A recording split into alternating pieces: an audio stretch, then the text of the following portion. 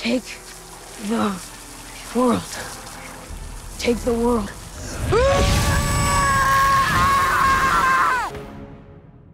I'm the bad guy. Sa isang payapang tahanan sa Brightburn, Kansas, nasa kama sina Kyle at Tori Breer at malapit nang magtalik. Umaasa si Kyle na sana magkaroon na sila ng anak, ngunit si Tori ay pagod ng umasa at nais na lang mag-enjoy. Bigla na lang niyang naramdaman ang pagyanig at tumayo para tingnan ito, ngunit bigla ring huminto hanggang sa isang malakas na pagbagsak ang yumanig sa kanilang bahay. Mula sa bintana, nakita nila ang isang maliwanag na pulang ilaw sa malayo. Pagkatapos ng insidente, biniyayaan sina Kyle at Tori ng isang sanggol na pinangalanan nilang Brandon. Pagkalipas ng 10 taon, sinilip ni Tori ang kwarto ni Brandon para gisingin siya sa pagpasok sa paaralan, ngunit wala siya roon.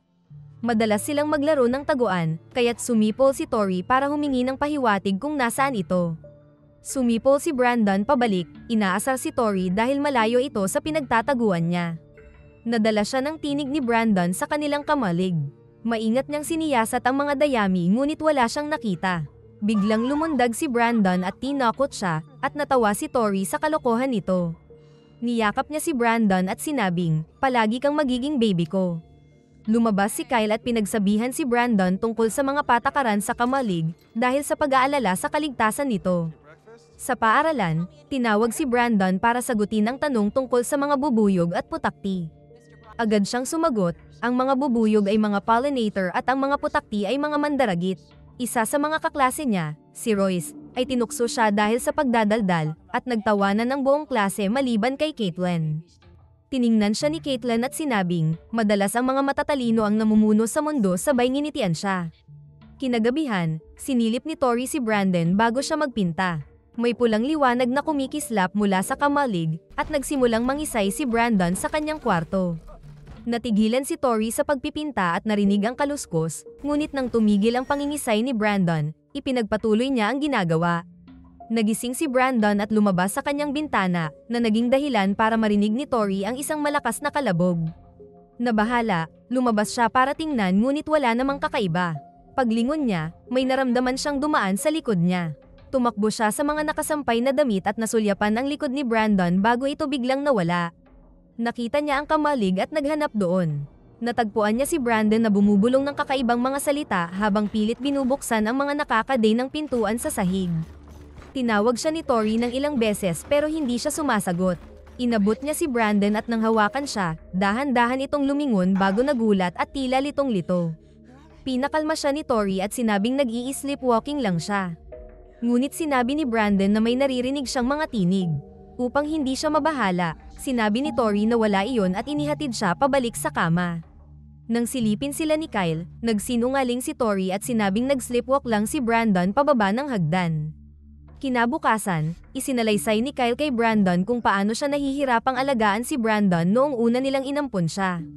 Nang umalis daw si Tori at naiwan si Kyle kasama si Brandon, hindi niya alam ang gagawin paano patahimikin si Brandon sa pag-iyak nito. Hanggang sa binigyan niya ito ng candy para pakalmahin, na naging daan sa mas malapit nilang samahan. Naging bonding nila ang parehong candy bago iniwan ni Kyle si Brandon para maggapas ng damo. Hindi agad umandar ang panggapas ng damo, kaya't naiinis si Brandon at inihagis ang makina palayo.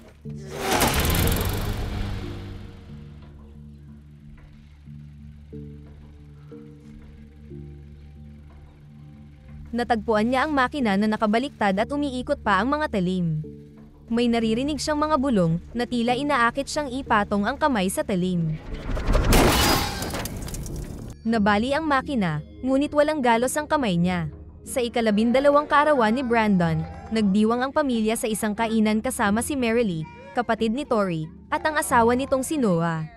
Si Marilee, na counselor din ni Brandon sa paaralan, ay nagsabing napakatalino ng bata. Bilang regalo, binigyan siya ni Noah ng isang ripleng pangaso. Ngunit kinumpiska ni Kyle ang baril dahil bata pa raw si Brandon para dito. Nang umalma si Brandon, sinigawan niya si Kyle at pinukpok ang mesa gamit ang kamao. I said, give it to me! Dahil sa inusel ni Brandon, pinutol agad ni Kyle ang kasiyahan. Pinalamig ni Tori ang sitwasyon at pinakiusapan si Brandon na sumunod kay Kyle. Habang papaalis sila, mapagmatsyag silang tinitingnan ng isang waitress na si Erica. Sa bahay, pinag-usapan ni Kyle at Tori ang mga pagbabago kay Brandon. Ipinaalala ni Tori ang mga kalokohan nila noong kabataan na mas malala pa raw. Wala raw pakialam noon ang mga magulang niya, kaya nangakong magiging mas mabuti siyang magulang kay Brandon. Sumang-ayon si Kyle at nagmungkahing mag-camping sila sa Drivewood kinabukasan para makapagpahinga. Habang naghahanda sila, pinaalalahanan ni Tori si Brandon tungkol sa kanyang jacket, pero hindi siya pinansin at nagpatuloy lang sa pagkain ng almusal. Sinilip siya ni Kyle at nadatnang kinakain ni Brandon ang tinidor. Habang kinukuha ni Tori ang jacket ni Brandon sa kanyang kwarto, may nakita siyang mga larawan sa ilalim ng kama. Ipinakita niya ito kay Kyle, at sabay nilang tiningnan ang larawan ng mga babaeng walang saplot. Natawa sila sa kakaibang libangan ni Brandon hanggang sa makakita sila ng mga litrato ng lamang loob ng tao. Nabahala sila at napagpasyahang kakausapin siya mamaya. Habang nangangaso, kinausap ni Kyle si Brandon tungkol sa pakikipagtalik at sinabing hindi lang ito pisikal kundi tungkol din sa pagmamahal. Ipinaliwanag niyang normal lang ang magkaroon ng pagnanasa, at palihim niyang tinutukoy ang pagsasarili. Ngunit mali ang pagkaunawa ni Brandon at inakala niyang ibang uri ng pagnanasa ito. Kaya't natigilan at awkward na tinapos ni Kyle ang usapan. Kinagabihan, habang natutulog sila sa tent, nagising si Tori at nagulat nang wala na si Brandon sa tabi niya. Sa bahay ni Caitlin, bigla siyang nagising dahil sa tugtog ng musika. Bumangon siya at nakita ang laptop na tumutugtog, kaya't agad niya itong isinara. Pakiramdam niya ay may presensyang nagmamasid. Kaya't tumingin siya sa bintana at agad tumawag sa kanyang inang si Erica. What's wrong? What's wrong?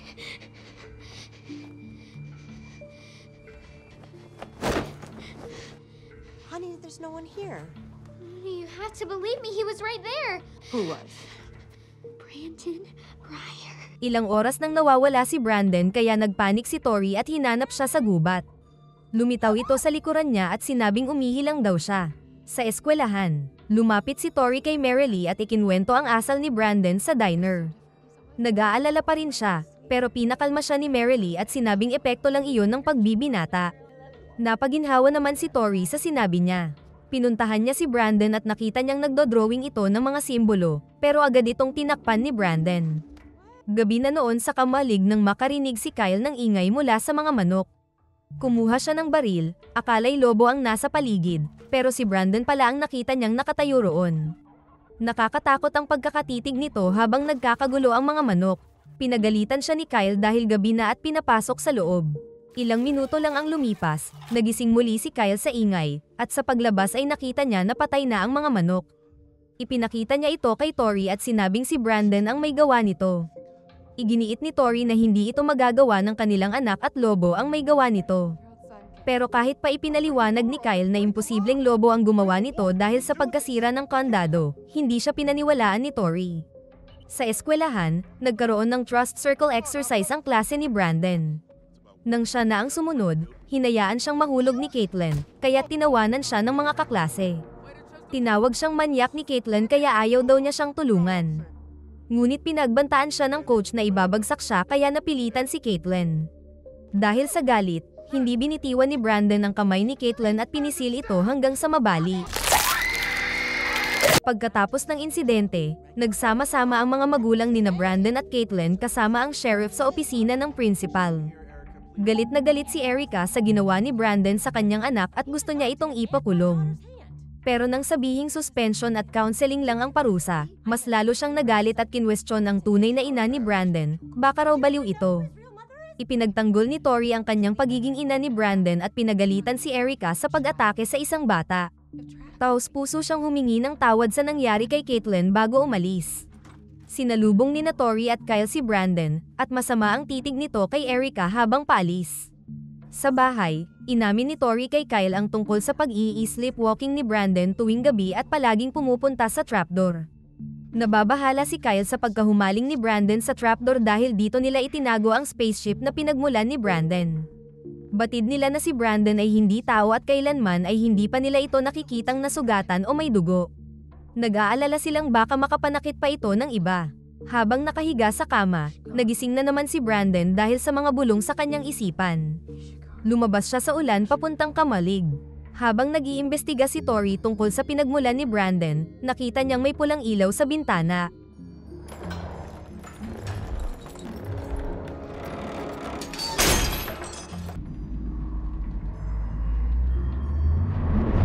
Isigaro, Larum, Gol. Isigaro, Larum, Gol. Isigaro, Larum. Pumunta siya sa kamalig at nadatnang lumulutang si Brandon sa ibabaw ng pulang ilaw. Napasigaw siya sa takot at sinubok ang abutin ito, pero bumagsak si Brandon at nasugatan sa spaceship sa unang pagkakataon. Dahil nasaktan si Brandon, niyakap siya ni Tori para aliwin. Nagtanong si Brandon kung ano ba talaga siya, kaya't nagpa siya na si Tori na aminin ang katotohanan. Sinabi niya na hindi talaga nila siya kinupkop sa bahay ampunan. Nahihirapan silang magkaanak noon hanggang sa dumating siya sa loob ng alien ship. Siya ay hindi taga rito at nanggaling sa kalawakan. Nang malaman ang katotohanan, biglang nagalit si Brandon at lumayo sa kanya dahil sa mahabang panahon na pagsisinungaling nila tungkol sa kanyang pagkatao. Tumakbo siya palabas, at sa wakas ay naunawaan na niya ang mga bulong sa kanyang isipan. Take the world. Take the world. Pumunta si Brandon sa kwarto ni Caitlin nang walang paanyaya. Takot na takot si Caitlin kahit pabinigyan siya nito ng mga bulaklak bilang paghingi ng tawad. Sinabi ni Brandon na hindi siya dapat matakot dahil isa siya sa iilang tao na nakakaalam na espesyal siya. Nang mabanggit ni Caitlin na pinagbabawalan siya ng kanyang ina na kausapin siya, sinabi nito na siya na ang bahala sa kanyang ina. Nasa kainan si Erica at naglilinis nang mapansin niyang may mga iginuhit na simbolo sa mga bintana. Inakala niyang kalokohan lang ito kaya tinawag niya si Gary. Biglang kumislap ang ilaw, at nang tumingala siya, bigla itong nabasag at tinamaan ang kanyang mata ng bubog. Masakit niyang hinugot ito habang umaagos ang dugo sa sahig. Tiningnan niya ang paligid upang hanapin ang salarin, ngunit puno ng dugo ang kanyang paningin. Takot sa maaaring mangyari, kinuha niya ang baseball bat, winasiwas ito para takutin ang kalaban, at nagtago sa loob ng freezer. May mainit na sinag na humiwa sa metal na pinto, saka ito marahas na binuksan. Nakita ni Erica ang isang batang lalaki na may suot na kapa at maskara, na may nakakakilabot na pulang mata, bago siya pinatay. Habang naghihintay sina Tori at Kyle kay Brandon sa almusal, kinakabahan sila sa nangyari kagabi. Nang dumating si Brandon, nakahinga sila ng maluwag nang makita siyang kalmado at tila tanggap na ang kanyang kalagayan. Sinisiyasat ng sheriff ang pagkawala ni Erica sa kainan nang mapansin niya ang isang bagay sa bintana. Hinipan niya ang baso at nadiskubre ang isang misteryosong simbolo. Sa counseling ni Brandon, tinanong siya ni Marilee tungkol sa problema nang malaman niyang isa siyang ampon. Ngunit nagulat si Marilee sa sagot ni Brandon nang magsimula itong ikumpara ang sarili bilang isang mas mataas na uri ng nilalang kumpara sa mga tao matapos malaman ang kanyang pinagmulan. Nang hindi makitaan ng pagsisisi si Brandon sa pagbali niya sa kamay ni Caitlin, hinikayat siya ni Marilee na mag-open up kung ano ba talaga ang dahilan ba't ginawa niya iyon kay Caitlin.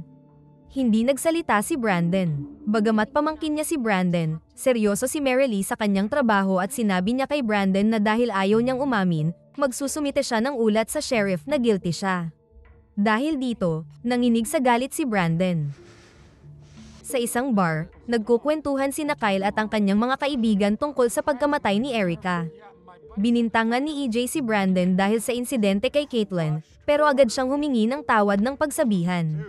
Nag-aalala si Kyle na baka nagiging halimaw na si Brandon, ngunit sinabihan siya ni Noah na lahat ng bata ay tila halimaw bago nagpaalam na uuwi na siya. Mag-isang nasa bahay si Marilee nang dumating si Brandon. Binalaan niya si Marilee na wag nang magulat sa sheriff, ngunit binaliwala lang ito ni Marilee at pinaalis siya. Pagkasara ng pinto, nag-text si Marilee kay Noah bago matulog. Hindi niya alam na si Brandon, suot ang kanyang pulang maskara, ay nakasilip na sa dilim sa likuran niya. Tahimik na pumasok si Brandon sa kanyang kwarto habang natutulog si Marilee, ngunit narinig niya si Noah na dumarating. Nagsipilyo si Noah sa banyo at hindi niya napansin si Brandon sa likuran, pero nakaramdam siya ng presensya nang may gumalaw sa aparador. Binuksan niya ang ilaw at nagulat nang makita si Brandon na may suot na maskara. Pinagalitan niya ito at hinila palabas papunta sa kanyang sasakyan. Bago sumakay, binalaan siya ni Brandon na huwag magsumbong sa kanyang mga magulang, ngunit hindi naniwala si Noah. Dahil dito,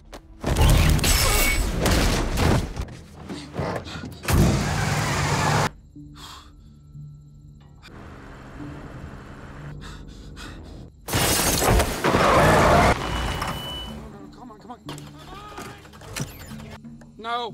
No! Oh, stop! Stop! What the fuck? God damn it! God! Fuck! Ah!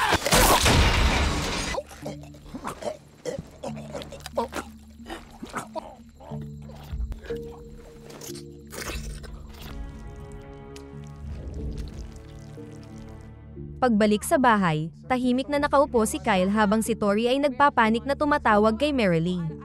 Pumasok si Brandon hawak-hawak ng mahigpit ang kanyang damit, tila may itinatago.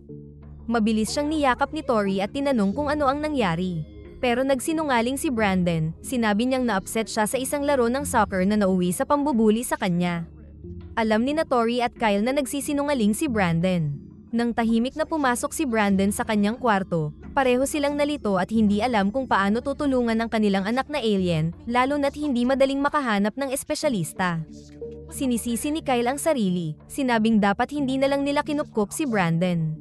Sa gabi, nanaginip si Kyle tungkol sa nakaraan. Binalikan ng kanyang isipan ang gubat kung saan nila unang natagpuan si Brandon. Bitbit ni Tori ang isang sanggol na duguan, at nang iabot ito sa kanya, nakita niya ang halimaw na si Brandon sa kanyang isipan.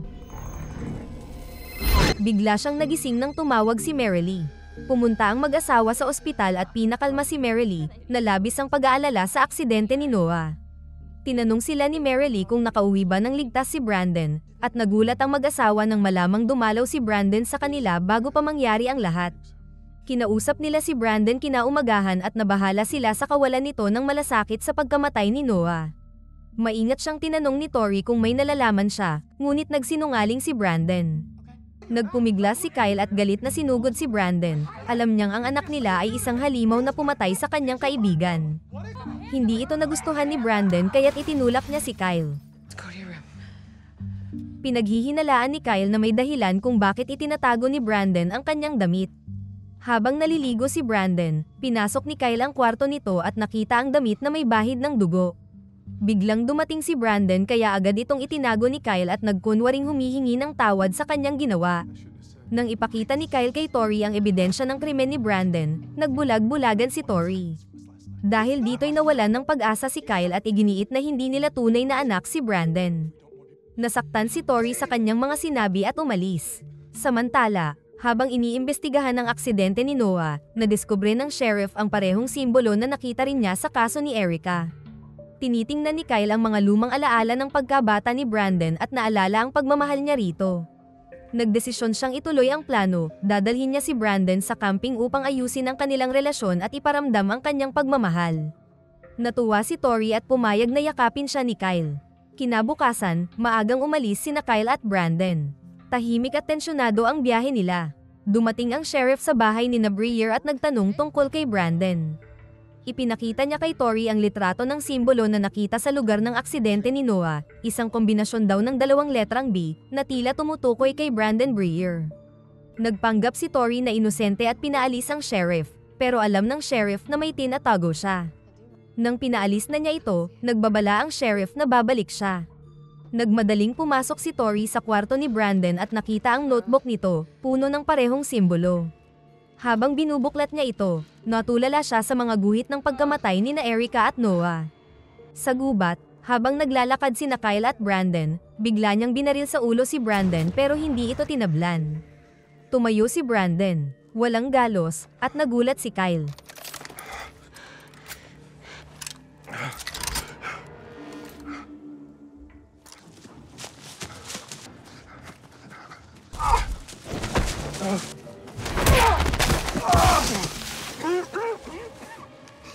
Please. Please stop. God. Brandon, please, stop. Stop, don't hurt me, okay? Brandon, please, please. I'm sorry.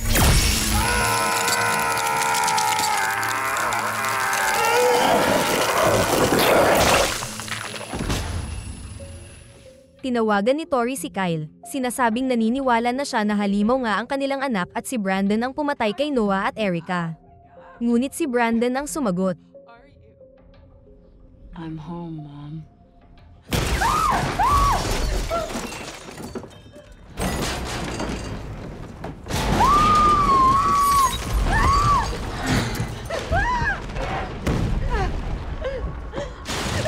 Napasigaw si Tori habang sinisimulan ni Brandon sirain ang kanilang bahay. Tinawagan niya ang 911 ngunit pinutol ni Brandon ang tawag. Dumating ang sheriff at kanyang deputy sa bahay na wasak na. Nang salubungin sila ni Tori, agad pinatay ni Brandon ang sheriff. You're safe now. We got you. Sinabihan siya ng natitirang deputy na magtago. Humingi ito ng backup, pero nagkaroon ng interference.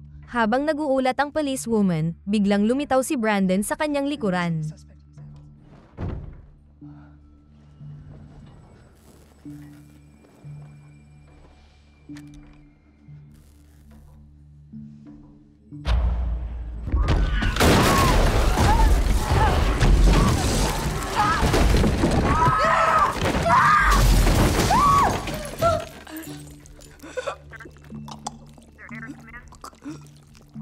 Nang maghanap si Brandon, hindi niya nakita si Tori dahil nakalabas na ito sa bintana. Nahulog siya, at nasugatan ang kanyang kamay na nagpabalik sa alaala ng sugat ni Brandon noon. Alam na niya ngayon ang dapat gawin. Tumakbo siya papunta sa kamalig habang sinusundan ni Brandon. Binuksan niya ang trapdoor at sinilip ang spaceship na biglang lumiwanag.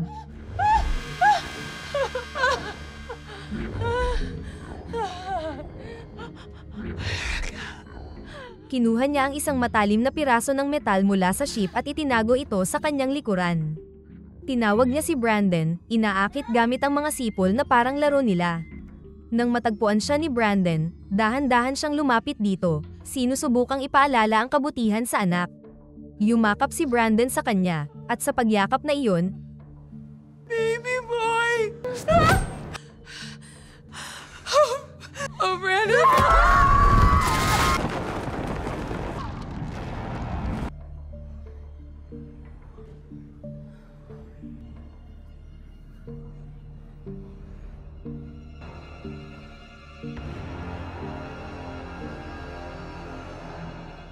Sa malayo, nakita ni Brandon ang isang eroplano at ginamit ito upang pagtakpan ang mga krimen sa bahay nila.